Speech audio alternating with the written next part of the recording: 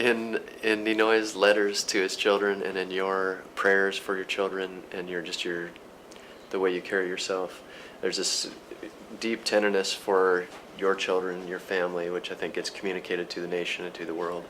Can you tell me about just the tenderness that you two have for your children? Well, again, it was, I had said that when I got married, I was determined that I would be a good wife and mother. And there was no problem there. And my husband also agreed that one of us should be with the children.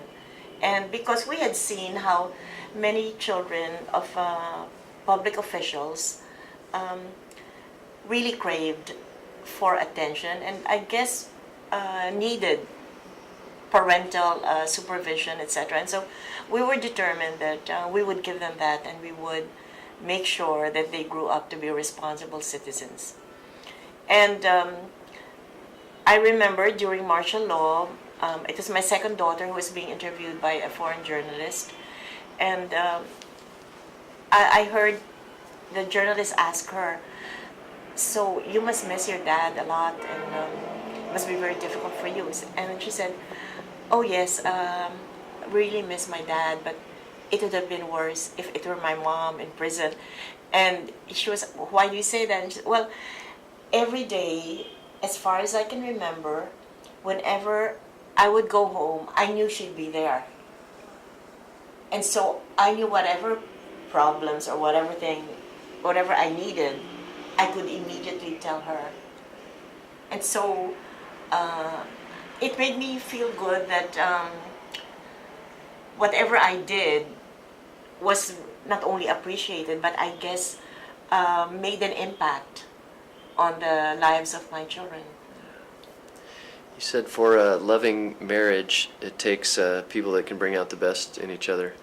How did Ninoy bring out the best in you, and how did you bring out the best in him? Okay, I've said that both Ninoy and I were opposites in a sense. He was an extrovert with a capital E, and I enjoyed my privacy.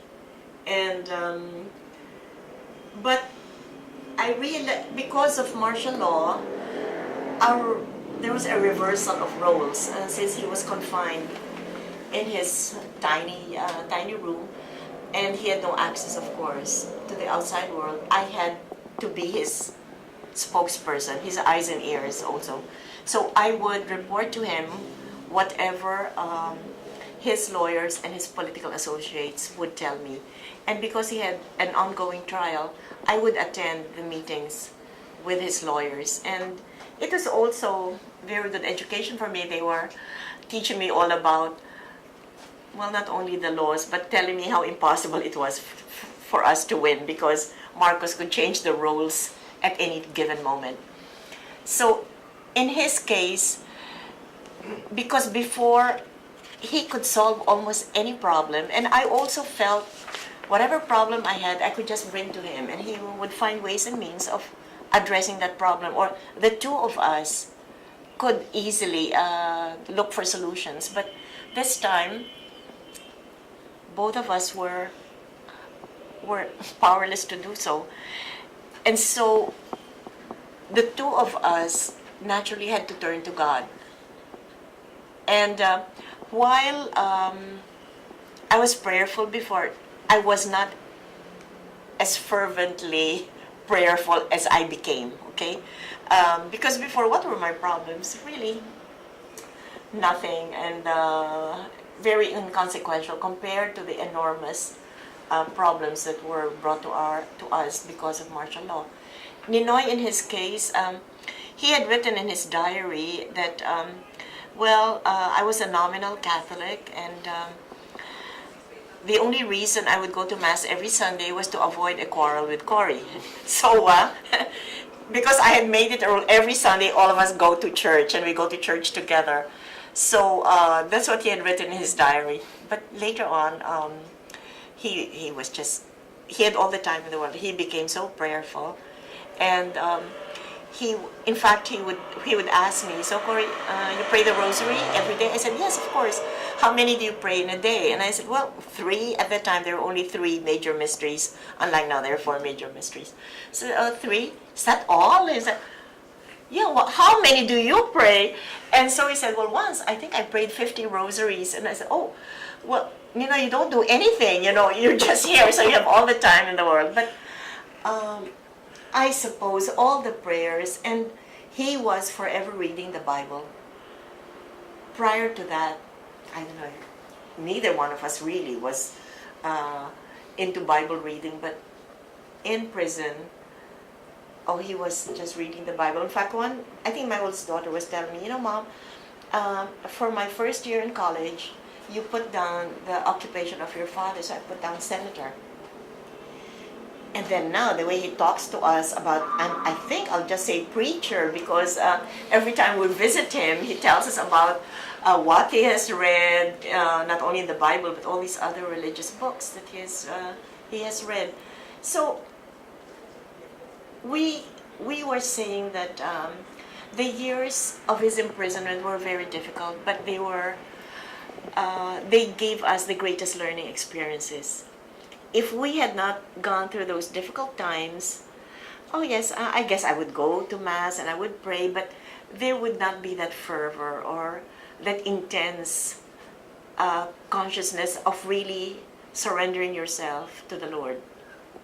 So while, as I keep on saying, I hope there will no longer be more sufferings, but I think that if one were not suffering, would one pray?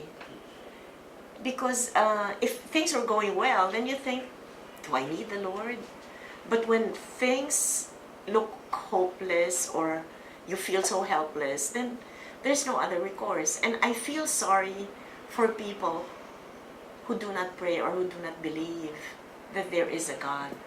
And I am grateful to the Lord that He did not allow us to despair. In fact, He made us better people. And as I was saying, I was glad that neither my husband nor I felt hopeless or helpless at the same time. It would have been tragic if both of us were feeling so low. And there would be times when I visit him and he would say, oh, Cory, does anybody ever even remember me? And I think we might as well resign ourselves, that this will be forever.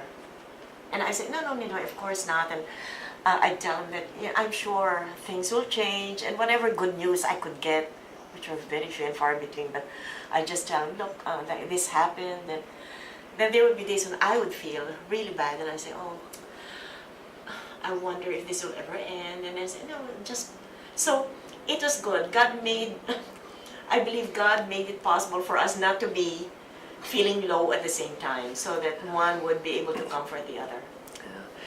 You have one of the rare marriages that the world can emulate, and so it wasn't the perfect marriage. I understand that. I understand that, but it is one that has this again, another sort of icon of love, where two people even switched their ways of being, and learned from each other in doing that, and then maintained a deepened sense of love during pressure and during suffering, versus something that fell apart during the pressure and the chaos. That's why I really feel so blessed.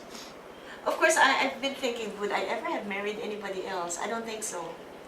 And not that nobody ever looked at me, because I'm vain enough to think that there were others, but none of them ever measured to my husband's qualities. And I feel blessed that we found each other, although it was inevitable that we would meet each other, because we both come from the same province, we both come from political families, and so it would have been almost impossible for us not to meet.